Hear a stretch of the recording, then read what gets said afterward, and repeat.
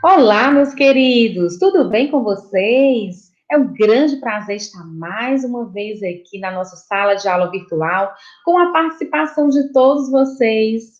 Vamos começar agora a nossa aula de história, que na verdade estava agendada para acontecer ao vivo, mas tivemos uma mudança no horário e estou aqui apresentando para vocês de forma gravada. Então, fiquem atentos aí na telinha. Já estou compartilhando com vocês o nosso material para a nossa aula de hoje.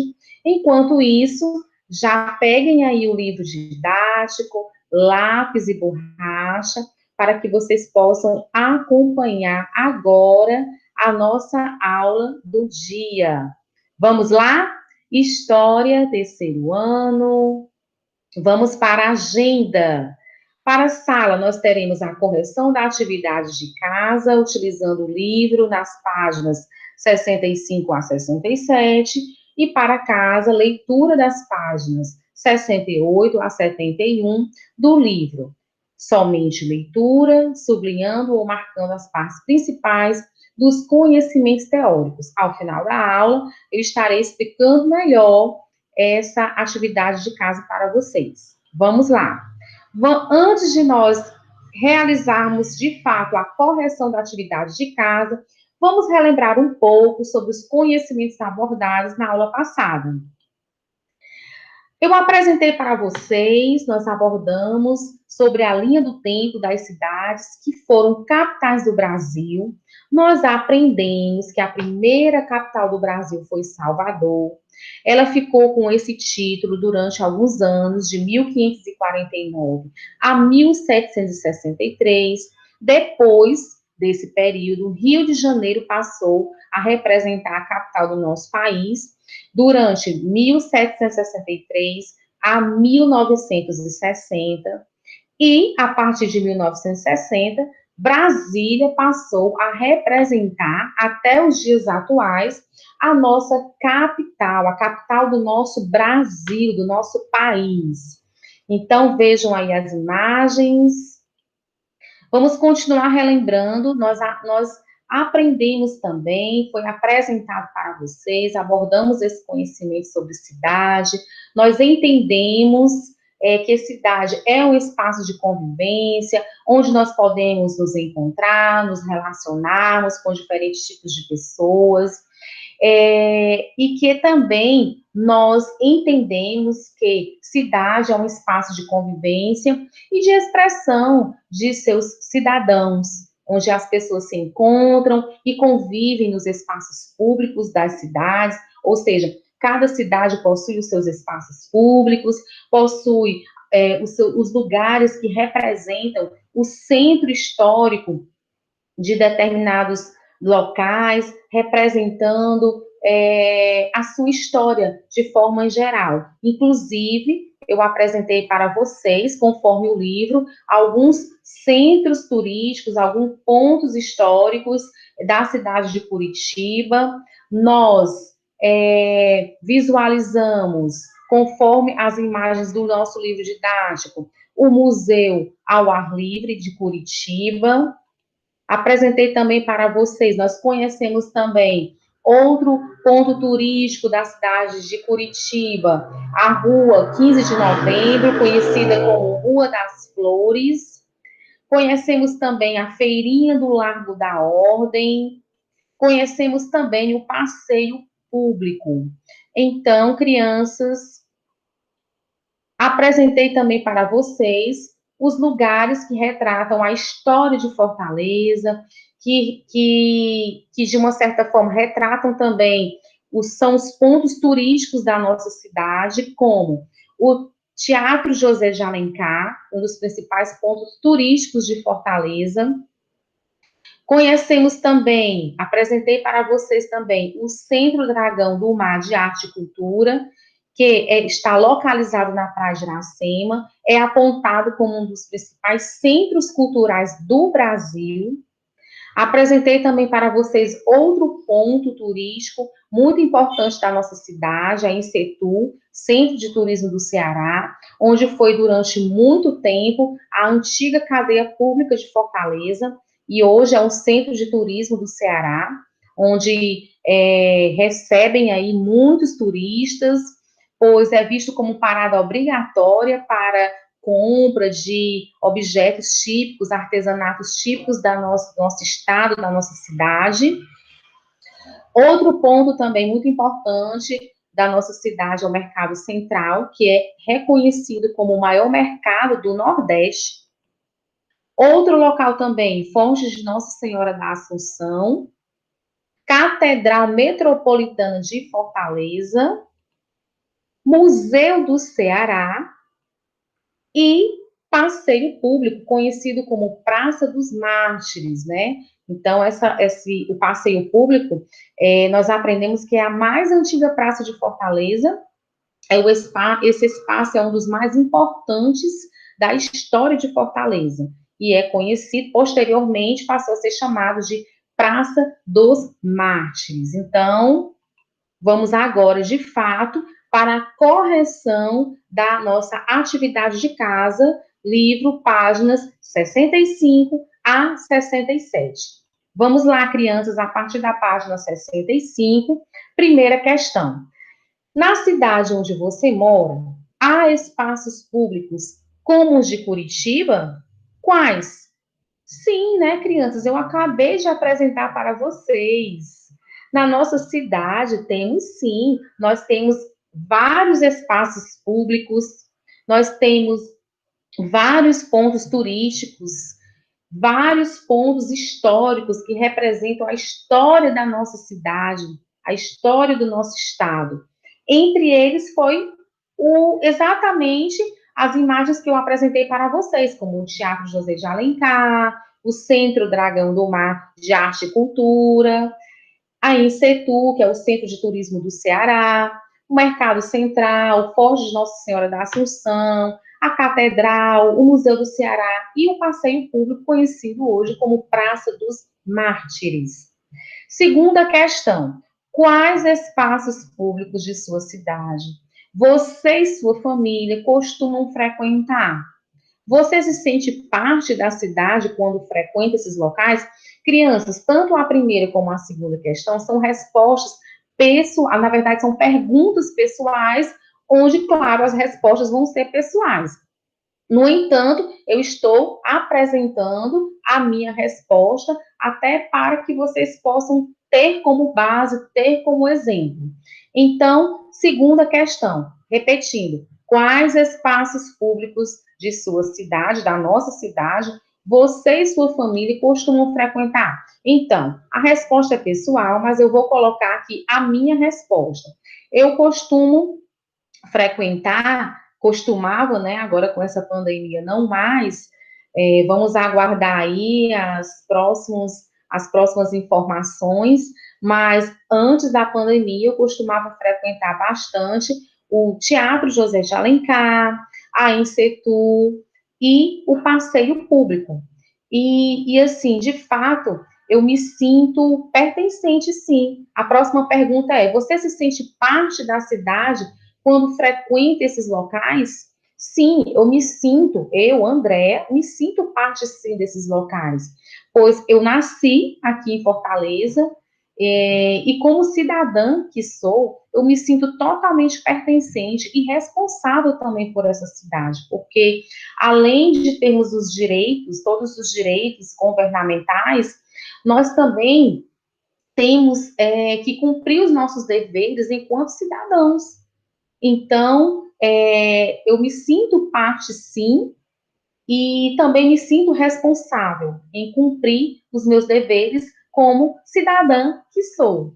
Então, assim, só voltando um pouco sobre o passeio público, eu gostava muito de frequentar lá, pois lá tem um determinado local mesmo na praça que eles fornecem almoço. É um self-service muito gostoso, a comida muito deliciosa. E sempre quando eu ia ao centro da cidade, eu costumava almoçar lá nesse local que fica exatamente na Praça dos Mártires, no passeio público. Então, crianças, vamos continuar. Vamos continuar aqui nossa aula. Seguindo aqui a correção, na página seguinte, vamos para a primeira questão. Escreva algumas mudanças no modo de vida dos seres humanos que favoreceram a formação das primeiras cidades da humanidade. Página 66. Vou repetir a pergunta. Escreva algumas mudanças no modo de vida dos seres humanos que favoreceram a formação das primeiras cidades da humanidade. Muito simples, crianças. Os grupos humanos, eles deixaram de ser nômades, lembram dessa explicação nas aulas passadas? Então, eles deixaram de ser nômades e fixaram-se em uma região. Com o passar do tempo, foi possível formar um estoque de alimentos, estabelecer um comércio e organizar a divisão de trabalho em um mesmo espaço, porque como nômades, eles viviam se mudando de local para local. Mas com esse estabelecimento do comércio, esse estoque, né, a formação desse estoque de alimentos, divisão do trabalho em um mesmo espaço, então foi possível que essas pessoas deixassem de ser nômades e fixaram-se, na verdade, em uma região, em um determinado local. Sendo assim, isso foi possível favorecer a formação das primeiras cidades da humanidade. Foi exatamente nesse período onde as pessoas deixaram de ser nômades e passaram a ficar de forma fixa em um determinado local, em uma determinada região, e daí em diante formaram-se as cidades. Questão 2. Marque com o X as frases verdadeiras. Nós temos aí 4 opções, cada opção com uma frase. Mas que de fato a questão está solicitando para marcar somente as frases verdadeiras. Então, vamos para as respostas.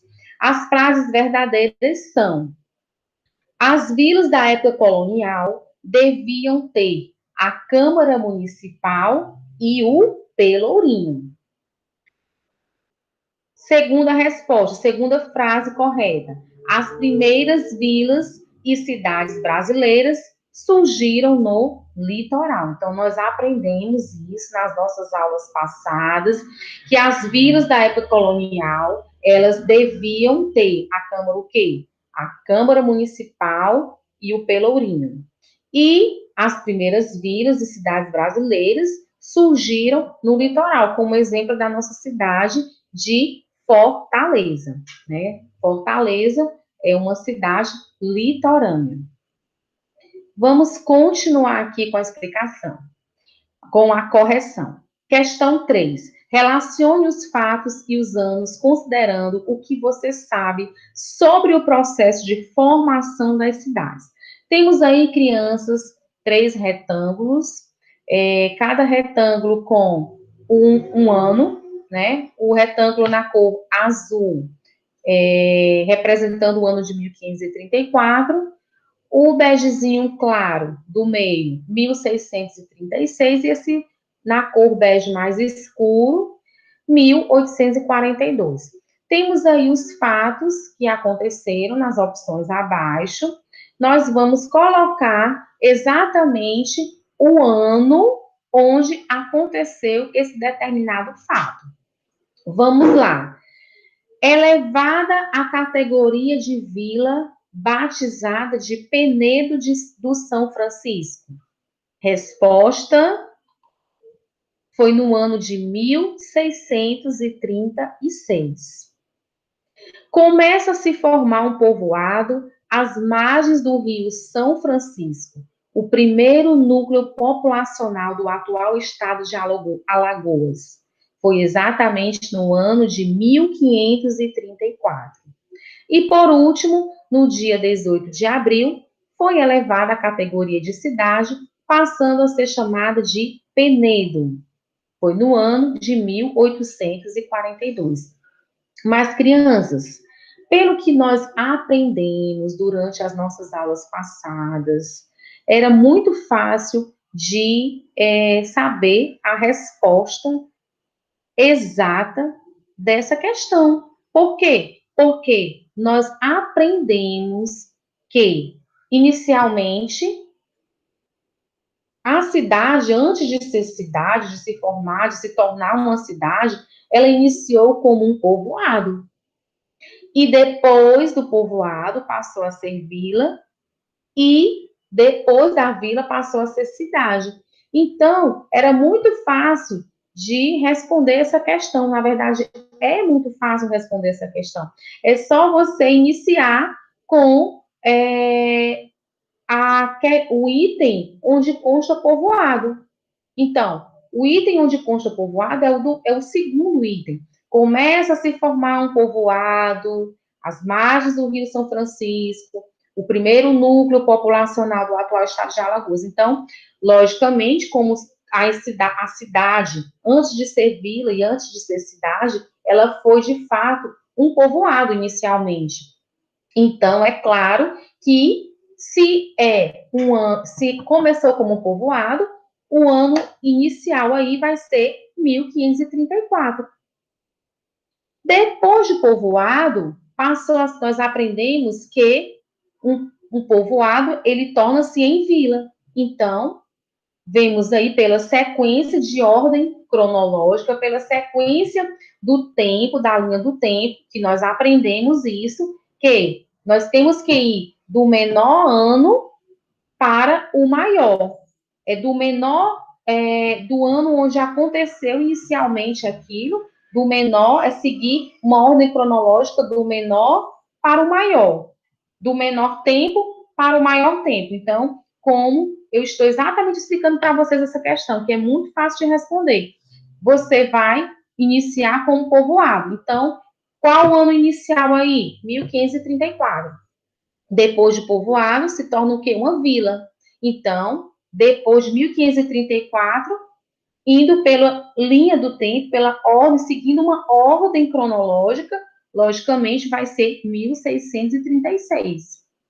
E, por último, como cidade, depois de vila, nós sabemos que torna-se cidade, logicamente, pela ordem cronológica, vai ser 1842. Ou seja, nós temos que raciocinar dessa forma, seguindo a linha do tempo, seguindo uma organização do tempo, uma ordem cronológica dos fatos, dos acontecimentos, do menor tempo para o maior tempo.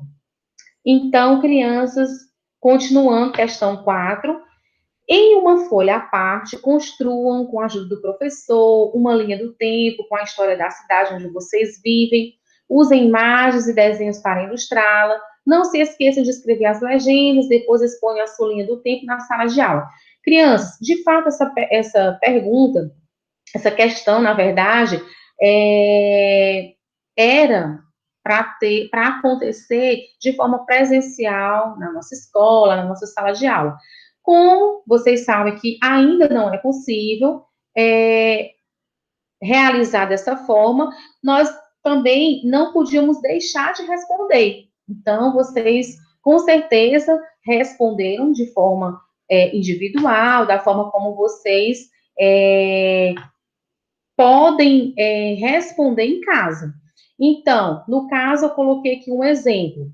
Inicialmente, seguindo aí essa linha do tempo, por meio de imagens, que vocês podiam também desenhar, ou escrever mesmo os fatos ocorridos, seguindo uma ordem cronológica do tempo, representando a nossa cidade, representando a história da nossa cidade. Então, eu coloquei aqui para vocês, estou apresentando em forma de imagens, acontecimentos históricos da nossa cidade por meio de imagens. Primeiro aí, a primeira imagem é do povoado, Fortaleza, antes de se tornar cidade, ela foi um povoado. Nós aprendemos que povoado possui poucos habitantes, né? Não tem um comércio estabelecido, enfim. Depois Fortaleza passou a ser vila, vejam aí a segunda imagem, Fortaleza representando uma vila com uma população maior do que um povoado, já com alguns pontos comerciais. Na terceira imagem, onde Fortaleza de fato já é uma cidade, tornou-se cidade, é uma foto mais antiga, é mais desenvolvida do que uma vila, mas que de fato ainda estava em processo de desenvolvimento, de construção. E a última imagem é a nossa cidade de Fortaleza nos dias atuais, já bastante desenvolvida, bastante populosa.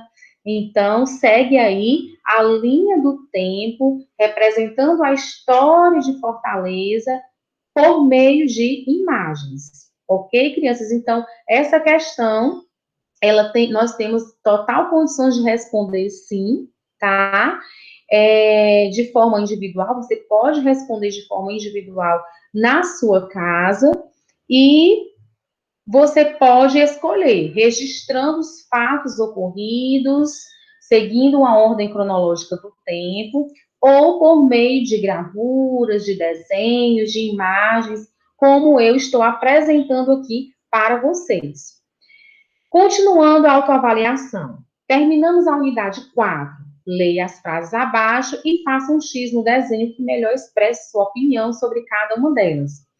Número 1. Sei diferenciar povoado, vila e cidade? Com certeza, crianças, eu tenho certeza que vocês aprenderam, porque nós abordamos muito sobre esse assunto, vocês aprenderam bastante, foi muito mencionado, tanto nas aulas passadas como agora, como essa aula de hoje, eu relembrei esse assunto para vocês, então, com certeza, vocês sabem sim diferenciar povoado, vila e cidade, eu acabei de, inclusive, relatar sobre esse conhecimento, que povoado é um local onde possui poucos habitantes e não possui comércio, depois passa a ser vila, com mais habitantes, com comércio estabelecido, e depois torna-se cidade, mais populosa, bem desenvolvida, com Câmara Municipal, Prefeitura, e bem mais desenvolvida, sim. Número 2, conheço a história das primeiras vilas e da primeira capital do Brasil? Sim, nós aprendemos que São Vicente foi a primeira vila do nosso país, que fica na capital de São Paulo, no estado de São Paulo. E nós aprendemos também que a primeira capital do nosso Brasil, do nosso país, foi Salvador. Número 4, aprendi a organizar dados e inseri-los. Número 3, reconheço mudanças ocorridas na cidade onde moro? Sim, com certeza. Nós, inclusive, mencionamos várias mudanças que ocorreram, desde quando Fortaleza iniciou como um povoado, depois passou a ser vila, depois passou a ser cidade, e hoje bastante desenvolvida, bastante populosa. Então, nós reconhecemos, sim, muitas mudanças ocorridas na cidade onde moramos. E número 4, aprendi a organizar dados e inseri-los de forma cronológica em uma linha do tempo? Sim, com certeza. Foi apresentado para vocês na aula passada sobre esse assunto. Hoje nós revisamos também, retomamos esse conhecimento antes de realizarmos a correção da atividade de casa, exatamente sobre essa linha do tempo, de fatos históricos, de acontecimentos ocorridos e que seguem uma linha, uma ordem cronológica do tempo.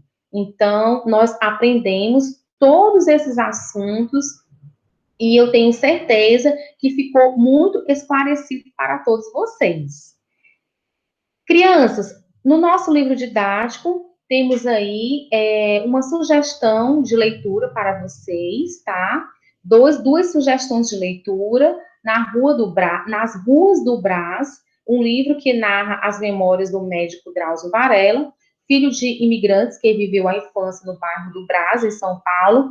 E a outra sugestão é o livro de Salvador, a primeira capital do Brasil, de Antonieta da Aguiar Nunes. Esse livro ele conta a história de Salvador, chamada Quirimuré pelos indígenas Tupinambás, que habitavam as terras antes dos europeus. Então, temos aí, são duas sugestões de livros que em um tempo mais livre vocês podem, de repente, baixar da internet, realizar essa leitura para ampliar cada vez mais o conhecimento de vocês, não só sobre os assuntos abordados nesses livros, nessas sugestões de livros, mas que nós entendemos que a leitura é de extrema importância para nós desenvolvermos cada vez mais a nossa oralidade, para nós desenvolvermos cada vez mais toda a estrutura de uma leitura, desenvolvemos nosso vocabulário. Então, é muito importante, sim, quem puder baixar